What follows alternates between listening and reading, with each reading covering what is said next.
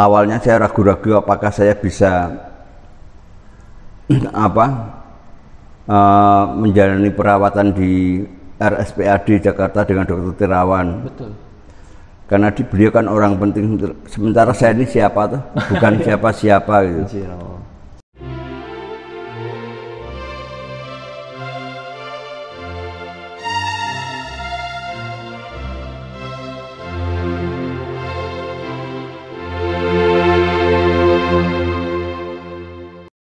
Halo sahabat Sarapan Sabda, dimanapun Anda berada, hari ini senang sekali dapat berjumpa dengan Bapak Ibu, Saudara-saudari terkasih.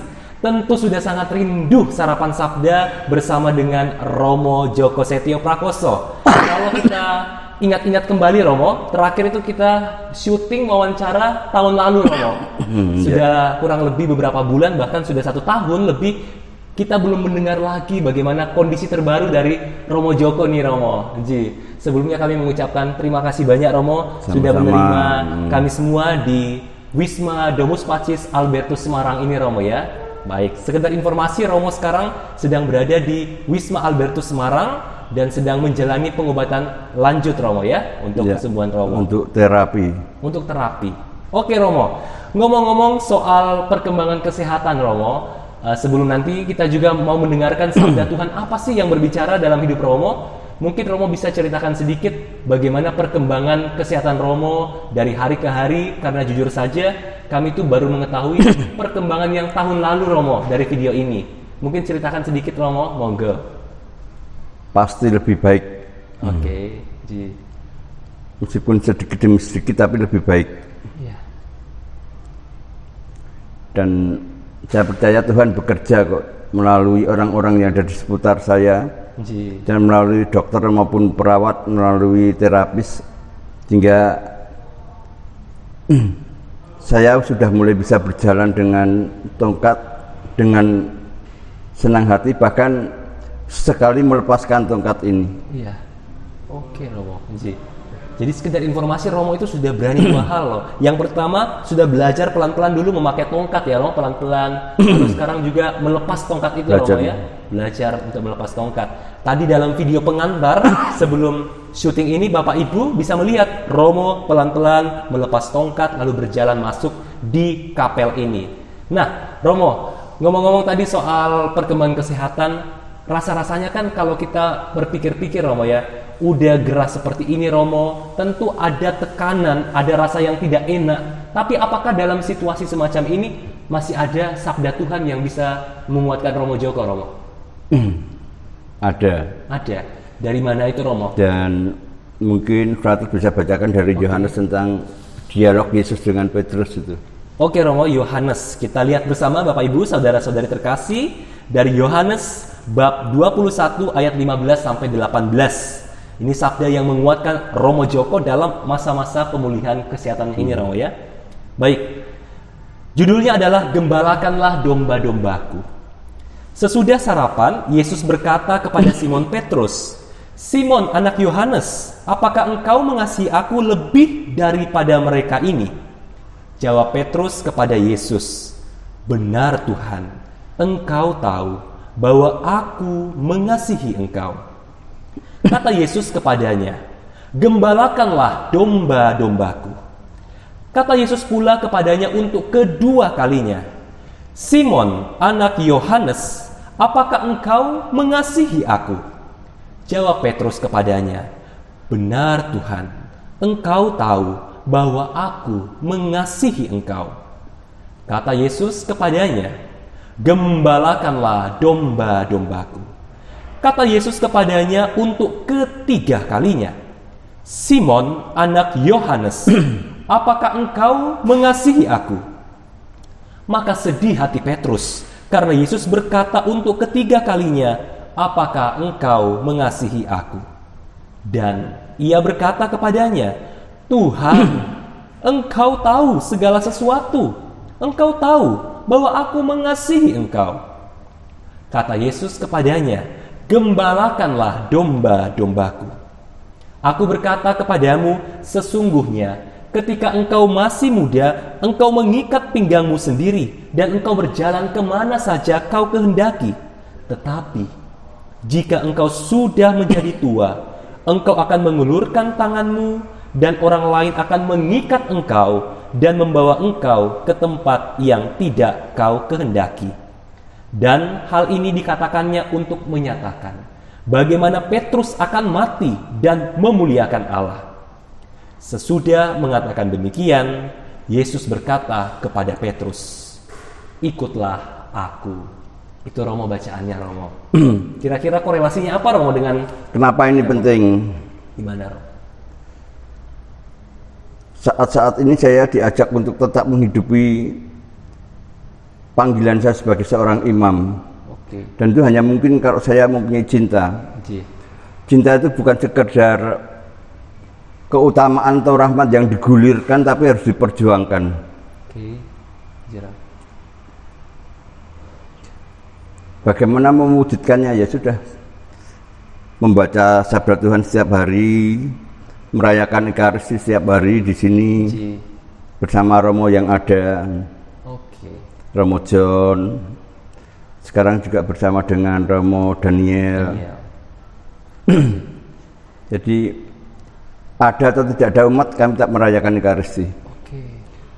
Dan ini untuk saya penting. Andai kata saya di kamar tidur saja, umat juga memaklumi, memahami. Oh, tidak apa-apa, Romonya sakit. Tetapi itu bisa melemahkan hidup dan panggilan ini. Maka harus ada cinta untuk apa? Untuk mensyukuri rahmat panggilan ini.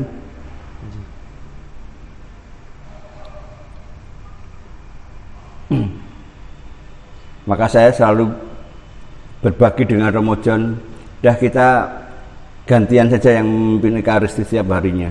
Gitu, Ada umat ya syukur, tidak ada ya tetap kita merayakan Ekaristi dan mendoakan umat.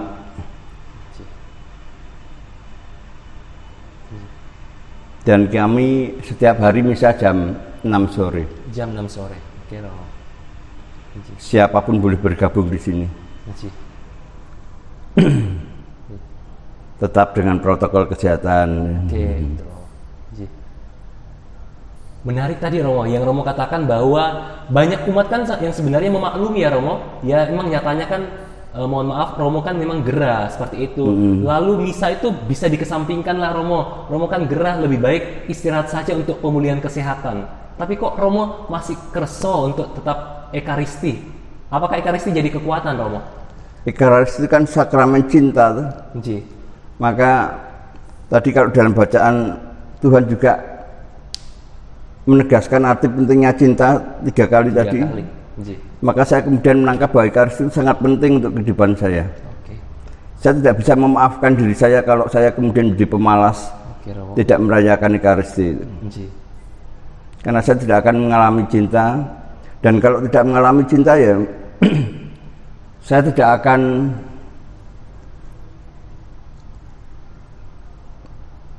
termotivasi untuk mensyukuri keadaan saya yang semakin hari semakin maju ini, makin baik ini. Dan perkembangan itu Romo rasakan adalah buah dari Ekaristi itu, Romo, ya? Iya. Karena semakin mantap lah. Baik. Ada banyak hal juga.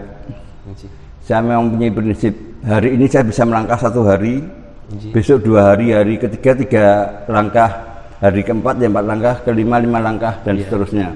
Lalu selebihnya nanti semoga lepas tongkat gitu. Dan kalau kita melihat, Romo, perkembangan dari tahun lalu, video terakhir itu Romo kan masih memakai tongkat, Romo. Tapi dari hari ke hari sudah lebih dari 1 tahun ini Romo sudah bisa lepas tongkat pelan-pelan, Romo, ya. Berarti sudah ada perkembangan itu, Romo, ya. Lalu kalau sebagai imam, Romo, berkaitan dengan pelayanan, selain memimpin Ekaristi, bagaimana Romo kemudian masih melaksanakan pelayanan kepada umat, atau Romo sudah fokus aja kepada kesehatan Romo? Pelayanan itu masih tetap ada, Romo? Saya tetap fokus pada kesehatan, tetapi ketika ada umat yang minta bantuan dan saya punya waktu, saya akan mengatakan ya, saya bantu dengan keadaan saya. Beberapa minta misalnya untuk pemberkatan jenazah masih untuk misa ujub peringatan masih di sini. Romo. Oke. Dan itu cara Romo untuk tetap menghidupi imamat itu Romo ya. Di dalam ya dengan keterbatasan tapi tidak berarti kemudian tidak berbuat apa-apa gitu. Sedikit juga pasti kalau tulus dan dengan sukacita pasti akan mewarnai hidup saya itu. Oke, betul Romo. Baik Romo. Baik Romo. Berkaitan dengan perkembangan kesehatan tadi, kami banyak umat yang bertanya Romo di kolom komentar itu bahwa bagaimana sih perkembangan Romo ketika menjalani perawatan bersama dokter Terawan itu Romo ya. Banyak yang bertanya, gimana nih keadaannya Romo Frater? Saya sendiri nggak bisa menjawab waktu itu Romo. Mungkin Romo bisa memberikan sedikit gambaran perawatan yang Romo jalani. Awalnya saya ragu-ragu apakah saya bisa menjalani perawatan di RSPAD Jakarta dengan dokter Terawan. Betul. Karena beliau kan orang penting. Sementara saya ini siapa tuh? Bukan siapa-siapa gitu. Tapi yang luar biasa adalah teman-teman yang mengenal dokter Terawan, siapapun itu mencoba menghubungkan pada beliau bahwa saya membutuhkan penanganan dari beliau, dan beliau dengan sukacita menerima itu, menanggapi dengan baik. Dan bagi saya beliau adalah sosok yang rendah hati. Ketika saya video call, beliau sedang liburan, lalu beliau, maaf Romo sebentar saya ganti pakaian dulu. Jadi sedang liburan pakai kaos dan tidak mau menjumpai saya. Bayangkan seorang jenderal aja harus berpantas diri untuk menjumpai orang kampung seperti saya aja. Iya, Pak ya. Quotes-nya Romo kan selalu menghormati. Quotes-nya Romo ya, Pak ya. Orang kampung dihargai. Ya, itu kan menjadi merasa sangat berharga itu. Luar biasa itu. Oke, Romo. Sementara saya kalau sedang liburan orang ketemu saya ya pikir saya udah ketemu enggak apa-apa gitu. Romo. Tapi dia ingin memberi yang terbaik. Romo. Menghormati yang dijumpainya. Satu, yang kedua, teman-teman doa rosario itu berperan besar. Gimana, Romo? Karena setiap hari mereka juga berdoa moga-moga saya mendapatkan penanganan dari dokter Terawan. Dan yang berikutnya ini, mereka juga mendoakan supaya dokter Terawan selalu dalam keadaan sehat. Ini teman-teman. Jadi bukan hanya untuk Romo, untuk saya, tapi mereka dokter Terawan juga sehat sehingga bisa menangani saya itu. Saya pikir ini sesuatu yang luar biasa dari teman-teman. Romo Joko. Oke Romo Joko. Lalu pertanyaan kedua nih Romo. Pada akhirnya kan setelah menjalani pengobatan di Jakarta itu Romo kemudian memutuskan untuk melanjutkan pengobatan di Semarang Romo ya. Apakah ada alasan tertentu kok milihnya di Semarang Romo? Ada. Kok Romo meninggalkan Kentungan, meninggalkan kami domba-dombanya nih mau? Seperti apa Romo? Karena di Kentungan banyak gembala yang lebih berkualitas dari saya, maka saya percaya pada mereka. Awalnya dulu ketika mau berangkat sana, mata saya itu sempat kayak buta yang ger itu. Sebetulnya tidak bisa melihat. Maka ketika saya menjalani DSA itu, hal pertama yang segera saya alami adalah saya bisa melihat. Kalau soal jalan sudah ada pembisik, Romo, DSA itu tidak langsung menyembuhkan, tapi menjadi pintu pembuka. Maka yang penting adalah bagaimana Romo latihan dan terapi-terapi itu. Dan saya mendengar kabar dari beberapa teman Romo yang stroke dan mereka terapi di Rumah Sakit Elizabeth sembuh di Semarang. Maka saya mulai memikirkan tempat ini untuk saya. Baik. Dan memang baik. Oke. Romo buktikan sendiri ya, Moy. Baik ya, baik. Saya berjumpa dengan beberapa teman yang sudah sembuh itu dan kemudian bisa saling meneguhkan itu. Iya. Romo. Baik Romo. Terima kasih banyak Romo ya atas berbagi kisahnya, sharing-sharing santai nih Romo. Pertama tadi bagaimana perkembangan Romo, lalu yang kedua tadi bagaimana juga pelayanan yang Romo tetap lakukan di dalam keterbatasan ini Romo ya. Terima kasih banyak Romo. Mungkin ada pesan penutup dari Romo untuk episode ini Romo kepada para pemirsa. Silakan Romo. Cinta itu harus diperjuangkan. Oke. Apapun keadaan kita tetap bisa mencintai Tuhan dan hidup kita kok. Baik Romo. Quotes yang sederhana itu, cinta itu harus diperjuangkan. Makatan sih Romo. Baik Romo. Maka untuk menutup sarapan sabda pada edisi pertama, episode pertama ini, setelah sekian lama kita mau berdoa bareng Romo. Parang Ji. Nanti Romo memberikan berkat Romo. Romo. Baik Bapak Ibu, saudara-saudari terkasih, marilah bersama dengan Romo Joko kita bawa doa-doa kita, sekaligus kita memohon rahmat Tuhan agar kita selalu diberikan rahmat untuk mencintai setiap perjalanan hidup kita. Kita siapkan hati kita berdoa. Dalam nama Bapa dan Putra dan Roh Kudus. Amin. Allah Bapa yang Maha Cinta, kami bersyukur kepadamu atas begitu besar cintamu dalam hidup kami. Teristimewa di dalam kesempatan setiap langkah hidup kami Engkau menyertai kami, mulai dari kami bangun pagi hingga kami tidur kembali.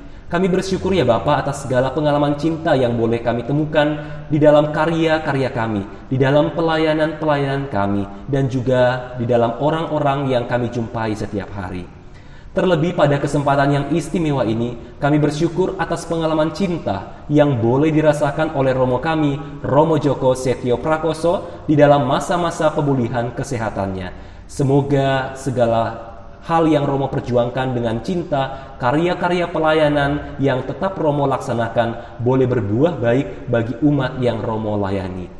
Kami juga ingin berdoa ya Bapa bagi umat-Mu yang saat ini sedang menyaksikan video sarapan sabda. Semoga mereka semua Engkau limpahi dengan rahmat cinta dan senantiasa berjuang untuk mengungkapkan cinta di dalam hidup mereka sehari-hari. Semuanya ini ya Bapa kami mohon kepadamu dengan perantaran Kristus Tuhan kami. Amin. Amin. Mohon berkat dari Romo Joko. Tuhan bersamamu dan bersama roh-Mu. Kita semua kehendak baik kita, kerinduan kita dilimpahi dengan berkat Allah yang Maha Kuasa, Bapa dan Putra dan Roh Kudus. Amin. Amin. Baik Romo Joko, terima kasih banyak Romo. Sama-sama. Kita mau menutup ya Romo sarapan sabda ini. Akhir kata Bapak Ibu, saudara-saudari terkasih, berakhirlah sudah episode pertama. Kita berbincang-bincang santai bersama dengan Romo Joko. Saya Frater Gabriel Singgi bersama dengan Romo Joko. Pamit undur diri. Matur nuwun dan berkah dalam.